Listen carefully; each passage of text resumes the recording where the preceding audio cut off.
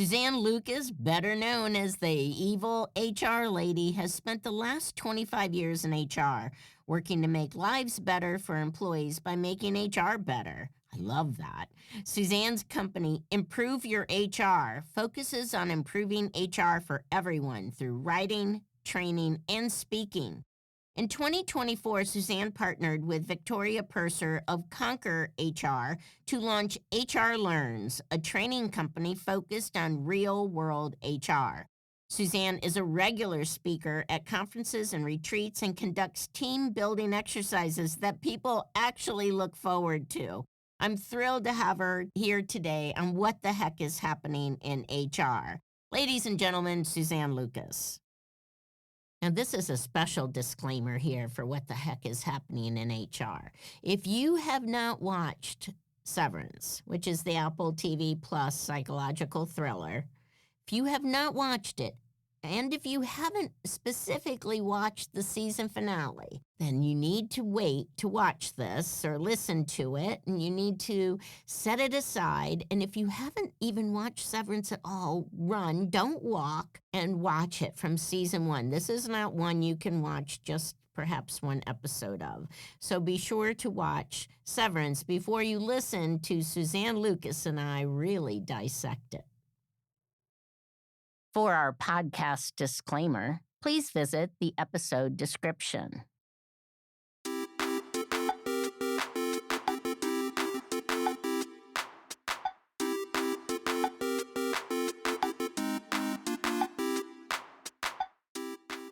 What the heck is happening in HR is thrilled to bring on Suzanne Lucas. Suzanne is our evil HR lady and been following you for ages. And thanks so much for joining us today. I'm super excited to be here. I am so excited not only to have you here, but the topic we're going to talk about. And so, spoiler alert to everyone, we are going to be talking about Severance, and that does include the last episode. So make sure that you've watched it, and or turn this off until you do. But just as a reminder, Severance are about these employees at Lumen Industries where they undergo a procedure by choice to separate their work memories from their personal lives. So they have two distinct personas, the innies and the outies.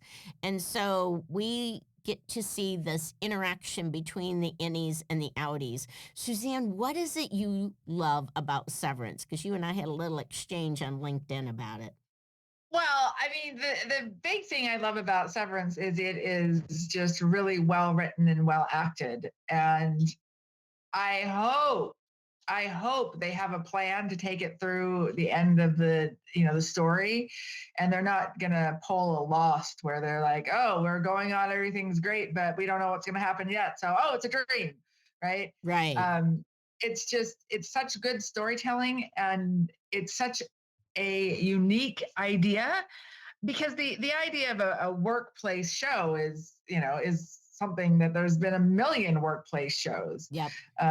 from Taxi and in the 70s and 80s and to The Office and everything. I mean, Right. Grey's Anatomy is a workplace show, right? Right.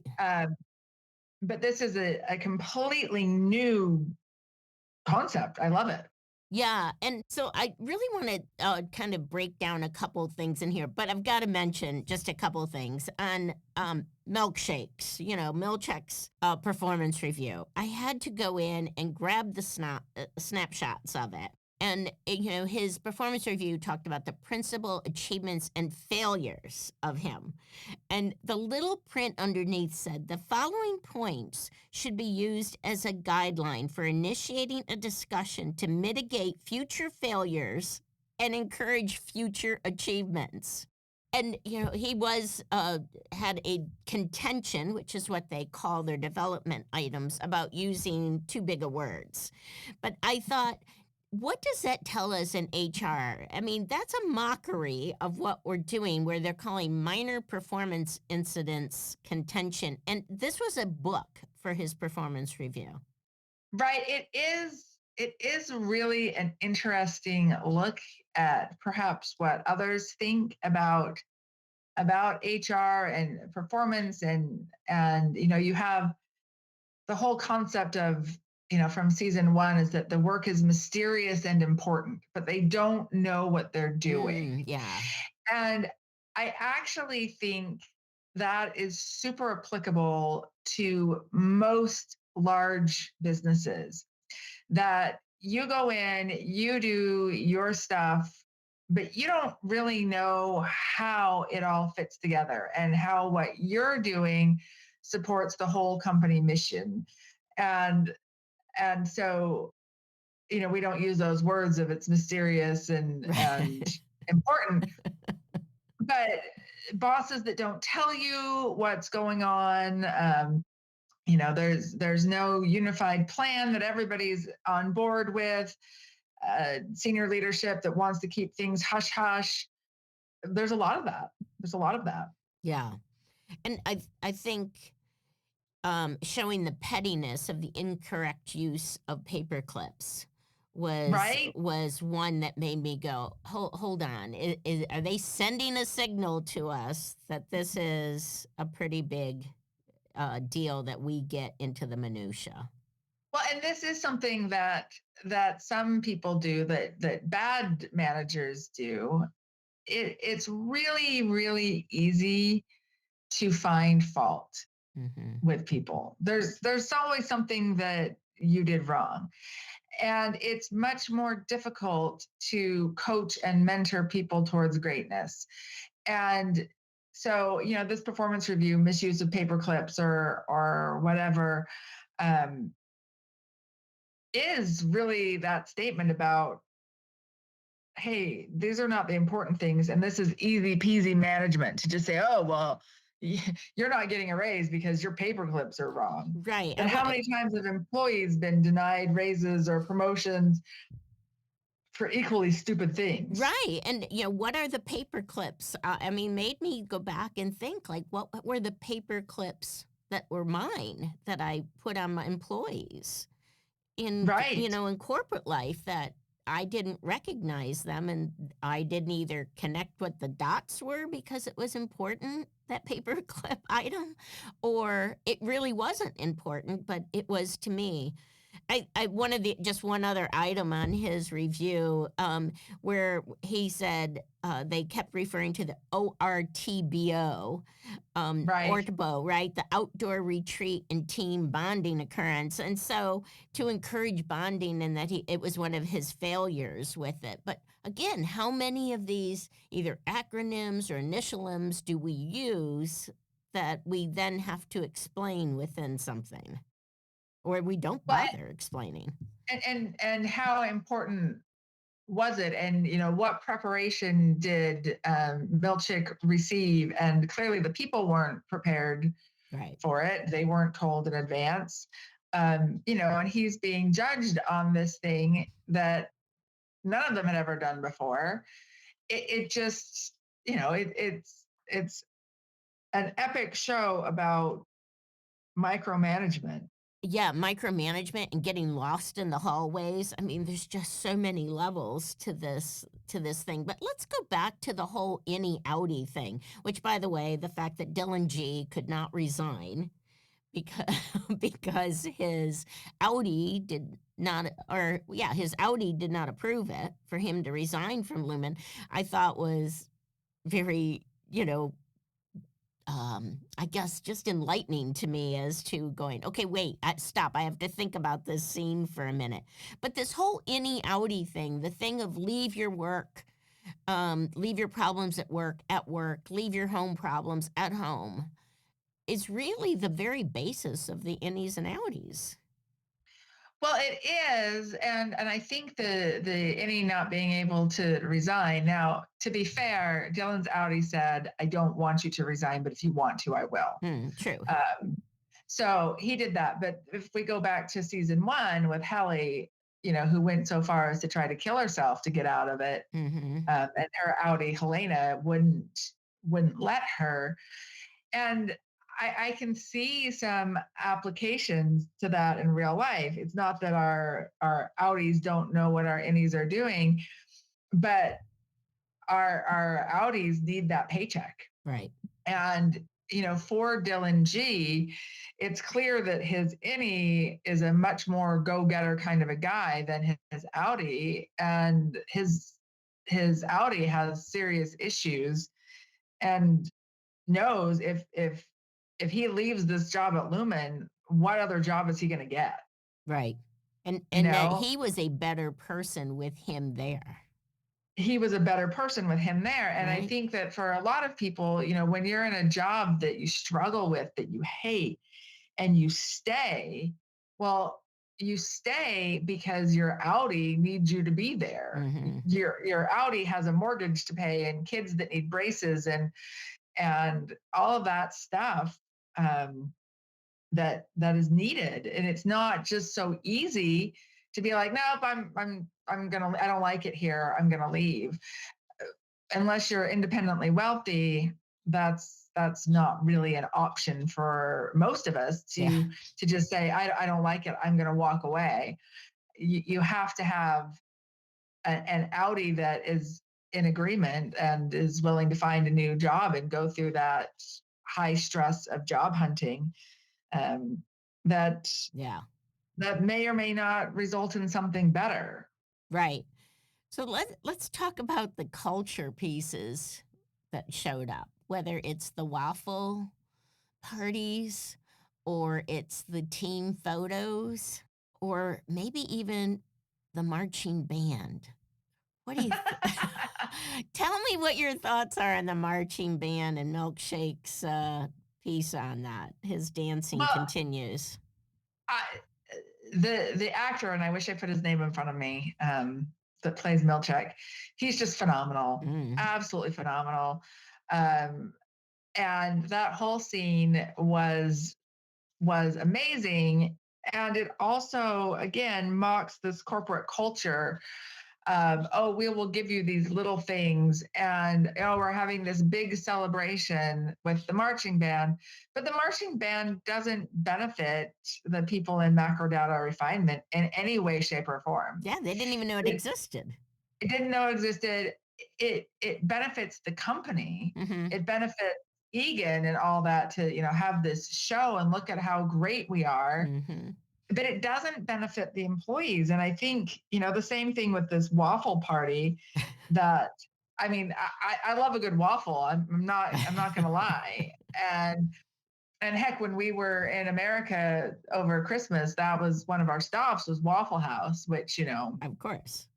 you get breakfast and if you're lucky, a fight. So that's always, there were no fights in our Waffle House. My children were very disappointed. Right. But these little things that people sit around, and HR is complicit in this. We sit around tables and we're like, okay, what can we do to show employees that we appreciate them?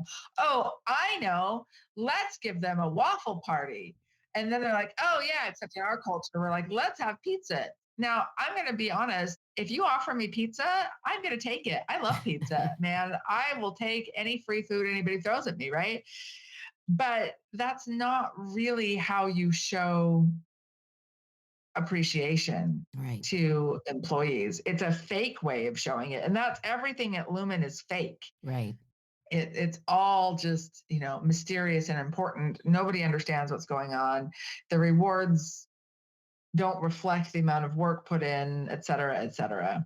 Yeah, and then you have the just a couple other items to that where you have the board only being on a speakerphone and at times and then really only through one employee there who Right. shares what that is and who is the board and what do they represent, and that's so true for so many corporations. And, as it becomes clear throughout the show how important Harmony Cobell is, Mhm. um, and to the building up of the company. And then she's treated so poorly. Yeah. And they take advantage of the fact that she is a true blue, dyed in the wool Lumen person, right? So Mhm. they are able to treat her poorly. And how many times do we see an employee who is just an awesome performer that doesn't get promoted? And actually, yesterday I was talking with a friend and she was super frustrated that her husband got a hold of information about stats in his department. I'm being Yeah. purposely vague, Yeah, yeah. um, but it showed clearly that he was outperforming all of his coworkers by a lot. Mm. Hard data, right? It wasn't like, oh, I feel like I'm doing a better job. It's something with clients. So he had more clients, he had brought in more revenue, like Everything. clearly. Mm-hmm. And he had been passed up for promotion over and over again, Mm. uh, even though he has all of these things, and his boss is always telling him, "You're doing a great job." Now, it may well be that the reason why he's passed over for promotion is that he's really great at doing that job, but doesn't have those skills to move up, Mm-hmm. which is possible. But Mm-hmm. they're not telling him that. Right. What it looks like to me is he's doing really, really well, and they know that the other staff can't replace him. Mm. And so they're keeping him in that role. And I Mm-hmm. feel like, Harmony Cobell is everyone that's been in that situation. Yeah. She has all this knowledge, skills, ability. Did she create the severance procedure? That's a little iffy in my brain, but Mm-hmm. she's definitely more than a project manager. Yeah. And yet she's stuck. Yeah. And then when they don't like her, they just kick her out and are willing to destroy her. Yeah. And so much of that, I mean, they got Mark S., who's grieving the loss of his wife, who really didn't die, and taking advantage of that situation with him. And so, Right. again, it made me go back to, do we do that with people? Hey, bury yourself in your work. And maybe wrong word to use there, but yeah, no pun intended there. But to be able to focus on that, and that way you can forget all those issues that you have going at home. Yeah, and we do that type of thing to people, focus on this, bury yourself in your work. And so many people do that. Mm-hmm. And just like Miss Cobell, when the business is done with you, they're done. And I spent 4 years running layoffs for a Fortune 50 company. And I'll tell you right now, people that dedicated their whole life to the company, that didn't go into our consideration when we're determining who to lay off. Mm-hmm. Uh, Tenure did to some extent, but it was really about the position and the product. If we were going to cease doing this product, if you're on that product team, you're gone. It didn't Mm-hmm. matter if you had dedicated 30 years of your life to the company, you're just gone. Yeah. Um, and and companies are like that. That is not an unusual thing to do, is to demand loyalty, but the second you become a liability, or not even a liability, but you're not profitable, you're out. Mm-hmm. One of the other things I thought about was also with Dylan G being enticed with this visitation center. Right. And it made me think like, oh, do we let, kids come to work and pets come to work and, have a cafeteria where your family can come? I mean, what are they sharing with us that really is a mockery of what we try to do in HR, but we sometimes don't do very good job of it. We don't. And within HR, yeah, we're often patting ourselves on the back for coming up with the waffle party. Mm-hmm. Yeah. And how we get to that reward point.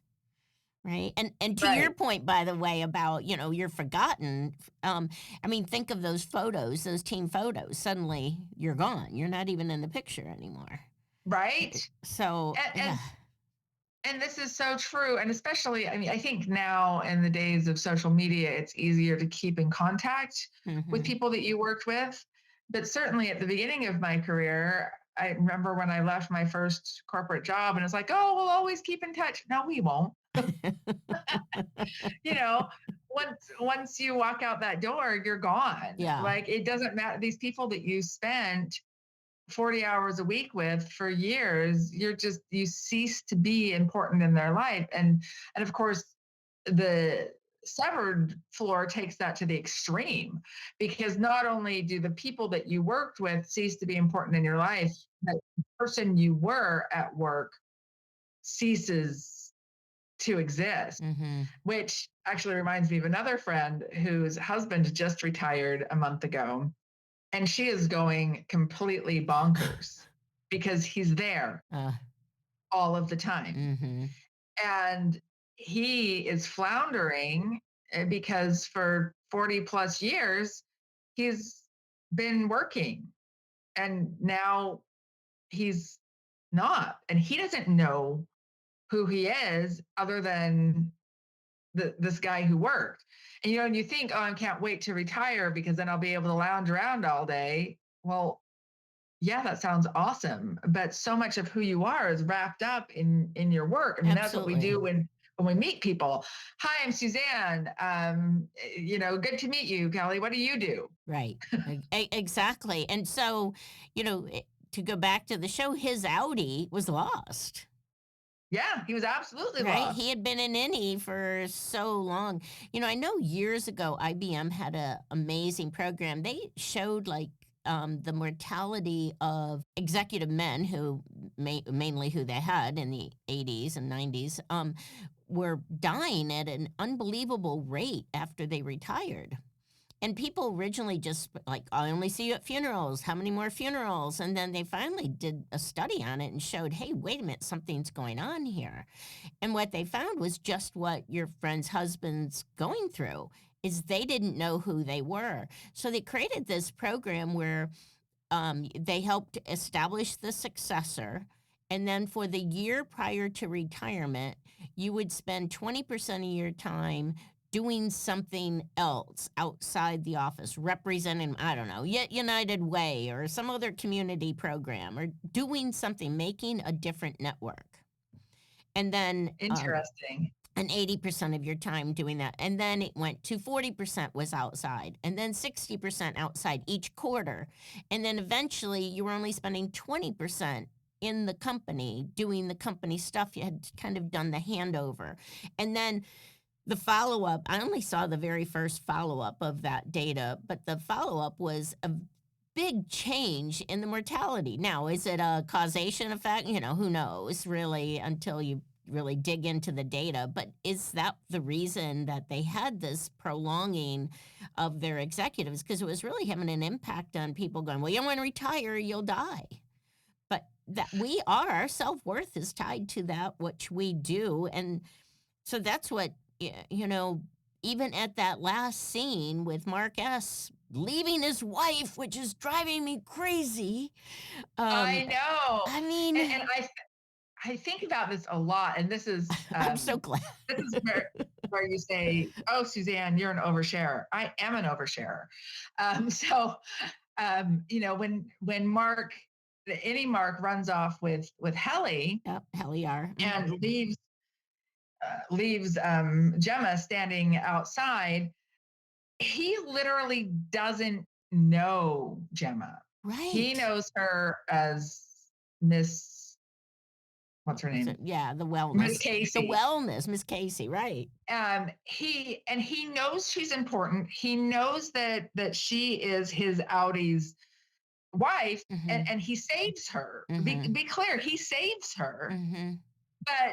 but he opts for his any relationship with Helly. And of course, we don't know what's going to happen next season.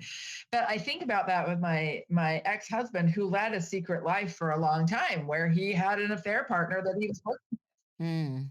and he led two separate lives. He Wow. had me and the kids on his Audi life, and then he had his girlfriend at work. And for him, he was really shocked when I was not okay with that. He had really created it as I mean, being he, okay. of course, he knew I wasn't okay with it because Right. he didn't tell me about it to begin with. But you know, he was perfectly happy with this relationship of having these two complete separate lives. And he's not the only person that does that. Mm-hmm. Is that they've compartmentalized so much that why does it matter to you? You Mm, know, right. Wow. And then And then just for a moment here to touch on the scene again, we're back at the finale, but it was such an amazing finale. And that is the whole Mark, Innie, and Outie speaking to each other through the video recorder. I mean, through that camera. I thought that was unbelievable. And how many times do we have those conversations back and forth with ourselves? That was such an interesting thing, that back and forth. Um, and yeah, and maybe we should have those conversations with ourselves. Mm-hmm. You know, is what I'm doing with my career making me happy? Um, they always say that nobody on their deathbed wished that they Right. returned more shareholder value, Right. right? Um, but but there's a lot of people that have that conversation with themselves and are terrified of not returning more shareholder value. It's like I'm going to be focused on this. This is really important to me, and it is important. I mean, with Dylan G, his Audi's like, listen, you can't leave. I'll let you if you want to, but I need you in that role. Right. Dylan G stepped up at the end. He He did. he was I our love hero. him. I know. I I just and his wife is so sweet, and I see how he's someone that didn't think highly of himself Mhm. and just kind of, he got this great woman who he loves, but he can't pull it together on the outside. And then getting this Lumen job, it allowed him to do this job without all of his years of baggage. Mhm. And it turns out he's good at it. Mhm. You know, he was good at it. He found something he's good at it. And when he was able to bring those two things together, it was for a very positive thing. And I think that this is something that we can, in the world of work, truly make people's lives better on the inside and outside, Mhm. but we can also make them worse. Yeah. Oh, great point.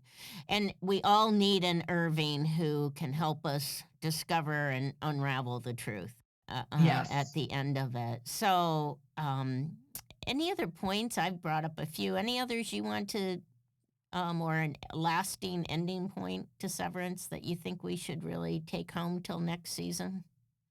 Well, I just really love all of the thoughts that it brings up, all of the ethical considerations, and I am super excited for season 3, and I hope that it doesn't take them 3 years to create it.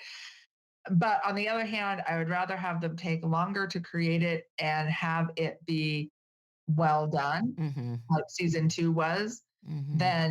than have it sloppy. Yeah.